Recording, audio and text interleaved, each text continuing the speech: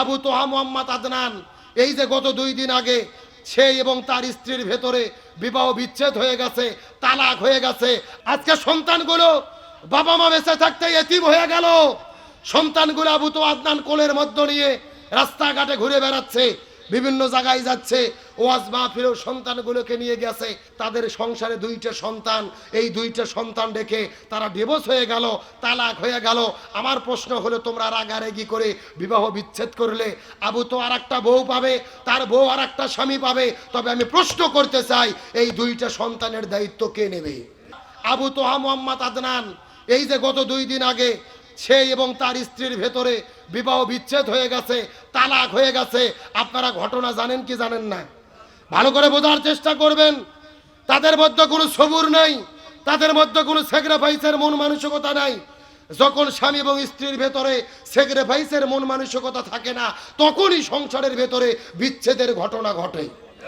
আবু তো আদনান, তার ছিল 2য় স্ত্রী, আর সাবিকুন নাহান, তারও ছিল 2য় স্বামী। তার মানে বোঝা গেল কেউ 1 নম্বর না, সবাই 2 নম্বর। কথা কন না গা? আর সাবিকুন নাহার তার স্ত্রী তালাক দিয়েছে 8 ভরি স্বর্ণ বুঝে নিয়ে। জোরে বলেন কয় ভরি? আচ্ছা বলেন তো 8 ভরি স্বর্ণের দাম কত? 16 লক্ষ টাকা।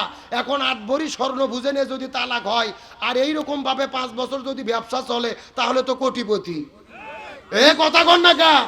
ভালো করে বোঝার চেষ্টা করেন। স্বামী স্ত্রীর সম্পর্ক টক ঝাল মিষ্টি, মান অভিমান দুঃখ বেদনা কষ্ট থাকতেই পারে।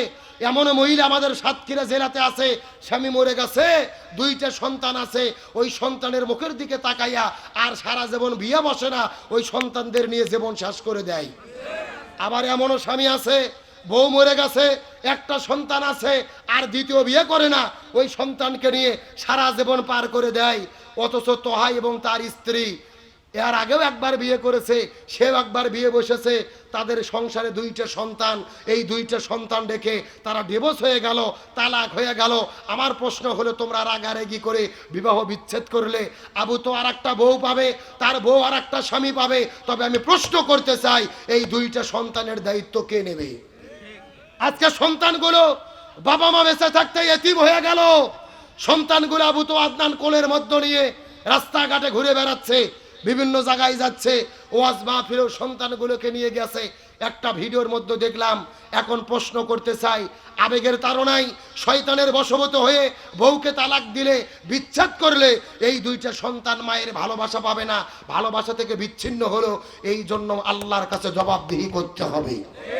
তার কারণ হাদিস রাসূল বলেছে, তিরমিজি শরীফের হাদিস, এই পৃথিবীতে এমন 3টে কাজ আছে যেই কাজগুলো জায়েজ কিন্তু আল্লাহর কাছে অপছন্দ, নিকৃষ্ট 3টে কাজ। জোরে বলেন কয়টা কাজ?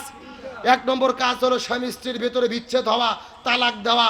হাদিসে রাসূল বলেছে, যখন স্বামী স্ত্রীর মধ্যে তালাক হয়, আল্লাহর আরশে আজিম পর্যন্ত কেঁপে ওঠে। জোরে বলেন আল্লাহু আকবার। 1 নম্বর স্বামী স্ত্রী তালাক হওয়া। 2 নম্বর হলো ভিক্ষা করে খাওয়া, যদিও ভিক্ষা করা জায়েজ, তবে আল্লাহর কাছে নিকৃষ্ট কাজ। আর 3 নম্বর হলো ঋণ করে, ঋণগ্রস্ত অবস্থায় জীবন পরিচালনা করা, মৃত্যুবরণ করা। এই 3টে কাজ যদিও জায়েজ, কিন্তু এই 3টা কাজ অপছন্দ কার কাছে? আজকে আবেগের তাড়নায় আপনার স্বামী স্ত্রী ডিভোর্স দিয়ে দিলেন। আজকে যেই স্ত্রী সাবিকুন নাহার লাইভ এসে তার স্বামীর বিরুদ্ধে অভিযোগ করলো, কোনো প্রমাণ দিতে পারলো না। তিনি শুধু বলল, আমার স্বামী আমাকে ধরে পিটায়, আর ইয়ার হোস্ট বিমানবালার সঙ্গে পরকীয়া প্রেম করে। আপনাদের প্রশ্ন করি, স্বামী স্ত্রী মারামারি গন্ডগোল ঝগড়া বিবাদ হয় না, এমন কোনো বাপের বেটা বলতে পারবে? কোনো স্বামী স্ত্রী বলতে পারবে? আরে ভাই, স্বামী স্ত্রীর সম্পর্ক টক ঝাল মিষ্টি। আমাদের হুজুরদের ভেতরেও মাঝে মধ্যে মনোমালিন্য হয় কি হয় না? আমরা হুজুর তো দূরের কথা, হাদিস এসেছে রাসূল এবং মায়েশা সিদ্দিকার ভেতরে মাঝে মধ্যে মনোমালিন্য হতো। হযরত ওমর ফারুক গিয়ে তাদেরকে মীমাংসা করে দিত। সুবহানাল্লাহ বলেন।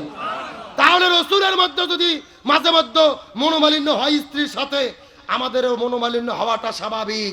তবে সংসার টেকে না সেটা যেখানে স্বামীর চাইতে স্ত্রী বেশি বোঝে। কথা কন না কে?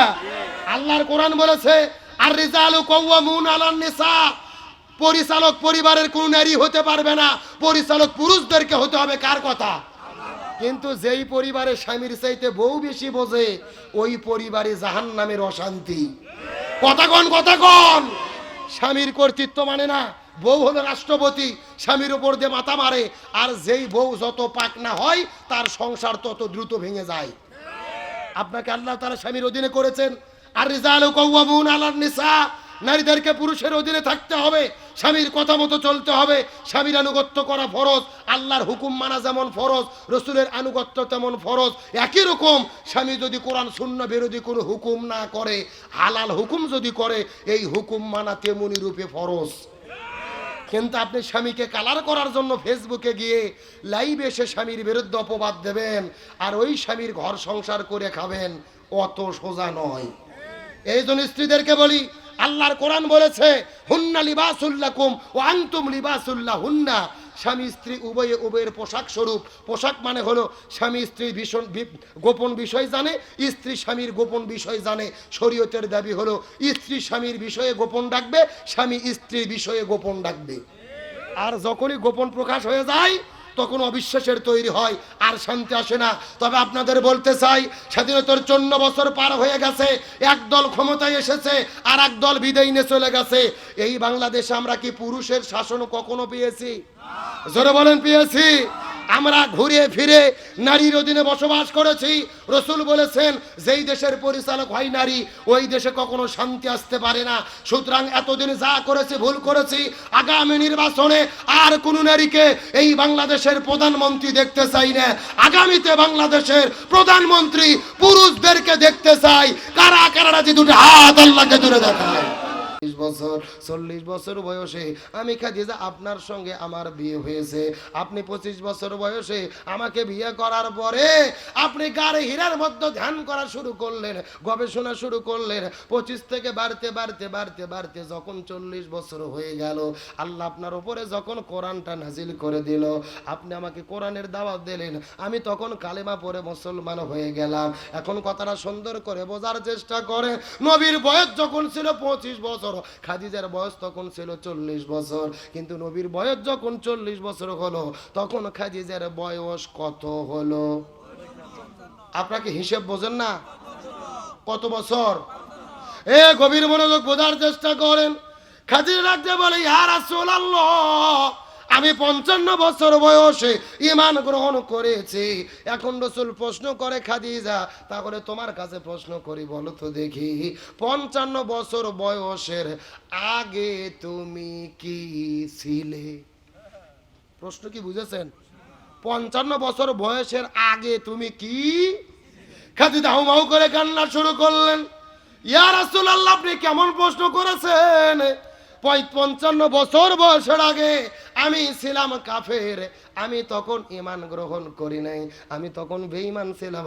কেমনে ঈমান গ্রহণ করব? আপনি তো তখন ঈমানের দাওয়াতই আমাকে দেন নাই। আপনার উপরে ওহী আসার পরে আমাকে দ্বীনের দাওয়াত দিলেন, তারপরে আমি তো সর্বপ্রথম কালেমা পড়ে মুসলমান হয়ে গেলাম। 55 বছর বয়সের আগে আমি কুফরি হালতে জীবন যাপন করেছি। রাসূল ডাকতে বলে, খাদিজা সত্য করে বলো তো, তুমি 55 বছর বয়স পর্যন্ত কুফরি হালতে জীবন যাপন করেছো, কিন্তু তোমার মেয়ে ফাতেমা কত বছর কুফরি হালতে জীবন যাপন করেছে? প্রশ্ন কি বুঝতে পেরেছেন? তুমি 55 বছর বয়সে কুফরি হালতে ছিলে, কিন্তু তোমার পেটের মেয়ে ফাতেমা কত বছর পর্যন্ত কুফরি হালতে জীবন যাপন করেছে? তুমি দয়া করে বলো তো। খাদিজা হাউমাউ করে কান্না শুরু করে দিলেন। ইয়া রাসূলুল্লাহ, কেমনে উত্তর দেব? জান্নাতি জান্নাতি জান্নাতি, আমার পেটের মেয়ে ফাতেমা কোনো সময় কুফরি হালতে জীবন যাপন করে নাই। আমার পেটের মধ্য থেকে আমার মেয়ে ফাতেমা জান্নাতি হালতে জন্মগ্রহণ করেছে। রাসূল লাগতে বলে, খাদিজা রে, জান্নাতি জান্নাতি, আমাদের মেয়ে ফাতেমা জান্নাতি, আর তোমার পেটের মধ্য থেকে জান্নাতে হয়ে জন্মগ্রহণ করার কারণে আল্লাহ ফাতেমার নামটাকে জান্নাতি নারীদের সরদারনির খাতায় লিখে দিয়েছে। কয়টা কারণ গেল? আরো জোরে বলেন। খাদিজা বলে, ইয়া রাসূলুল্লাহ, 2 নম্বর কারণটা কি বলেন তো দেখি? রাসূল লাগতে বলে, হে খাদিজা, তোমার কাছে 2 নম্বর প্রশ্ন হলো, তুমি সত্য করে বলো তো দেখি, তোমার হাতের চেহারা কেমন, পায়ের চেহারা কেমন, মুখের ঢপটা কেমন, শরীরের গঠনটা কেমন, এই দুনিয়ার কত মানুষে বলতে পারবে বলো তো দেখি। খাদিজা কান্না করে করে বলে, ইয়া রাসূলুল্লাহ, আপনি তো এই উত্তর ভালোই জানেন, আমার হাতের চেহারা কেমন, পায়ের চেহারা কেমন, শরীরের গঠনটা কেমন, হাজার হাজার মানুষে বলতে পারবে। তার কারণ যখন আমার আপনার সঙ্গে বিবাহ হয়নি, আমার বাবা দুনিয়া থেকে বিদায় নিয়ে চলে যাওয়ার পরে আমি ছিলাম মক্কার সবচাইতে ধনবতী রমণী, ব্যবসা বাণিজ্য করতে মক্কা, মদিনা, সিরিয়া, দামেস্কের ভেতরে কত জায়গায় বেপরদা হয়ে ঘোরাফেরা করেছি। হাজার হাজার মানুষ বলতে পারবে আমার চেহারাটা কেমন, আমার শরীরের গঠনটা কেমন, আমি দেখতে কেমন, হাজারো মানুষ বলতে পারবে। রাসূল ডাকতে বলে, খাদিজা, এইবার তুমি বলো তো দেখি, হাজারো মানুষ তোমার শরীরের চেহারা সম্পর্কে বলতে পারবে, কিন্তু তোমার মেয়ে ফাতেমা, এই ফাতেমার হাতটা কেমন, পাটা কেমন, শরীরের গঠনটা কেমন, মুখের চেহারাটা কেমন, এই দুনিয়ার কত মানুষে বলতে পারবে, তুমি বলো তো দেখি। খাদিজা হাসতে হাসতে বলে, পর্দানিশী আমার মেয়ে ফাতেমা হলো পর্দানিশী, আমার মেয়ে ফাতেমা হলো পর্দানিশী। রাসূল ডাকতে বলে, খাদিজা রে, ভালোভাবে জেনে নাও, আমাদের মেয়ে ফাতেমা হলো পর্দানিশী, আর পর্দানিশী হওয়ার কারণে আল্লাহ ফাতেমার নামটা ওই জান্নাতি নারীদের সরদারনির খাতায় লিখে দিয়েছে। তার মানে ফাতেমা জান্নাতি নারীদের সরদারনি হবে, কারণ হলো পর্দা। জোরে বলেন, কারণ কি? কে রে, পর্দার মিছিল করতে কি ভয় লাগতেছে? এমন সাবন দেবেন মহিলাদের প্যান্ডেল যেন পার হয়ে যায়। রাজি আছেন? এ ফাতেমা জান্নাতি নারীদের সরদারনি হবে, কারণ হলো পর্দা। জোরে বলেন, কারণ কি? আরো জোরে, জোরে হলো না। এখন বলেন তো দেখি, ওই পর্দা করার দরকার আছে না নাই? কিন্তু সাতক্ষীরা জেলার সব মা বোনেরা কি পর্দা করে? এ জোরে বলেন, পর্দা করে? আমি কি কিছু বলবো? এ যুগের নারীদের ধরন বলিতে লাগে শরম, সকাল বেলা আর সকাল বেলা বরকা পরে, বিকাল বেলা ওড়না নাই, দাদা ভাই ডিজিটাল দেশ বুঝি এটাই। এ জোরে বলেন, জোরে বলেন। সকালে এমন ভাবে বরকা পরেছেন আর কোনো বুদ্ধি, আর বিকেলে বরকা তো দূরের কথা, শরীরে ওড়না পর্যন্ত থাকে, এরকম ডিজিটাল মহিলা আছে না নাই? এ জোরে বলেন, আছে না নাই? ওই পর্দার বিধান যদি জমিনে বাস্তবায়ন থাকতো, এই জমিনে কোনো ইফটিজিং আর ধর্ষণের ঘটনা ঘটতো। তবে বাংলাদেশের যত অন্যায়, যত অপকর্ম, আজকে সংসারের ভেতরে অশান্তি আছে না নাই? আপনার সাধারণ মানুষ তো দূরের কথা, আজকে হুজুরদের পরিবারেও অশান্তি আছে না নাই? এই বাংলাদেশের পরিচিত একটা বক্তা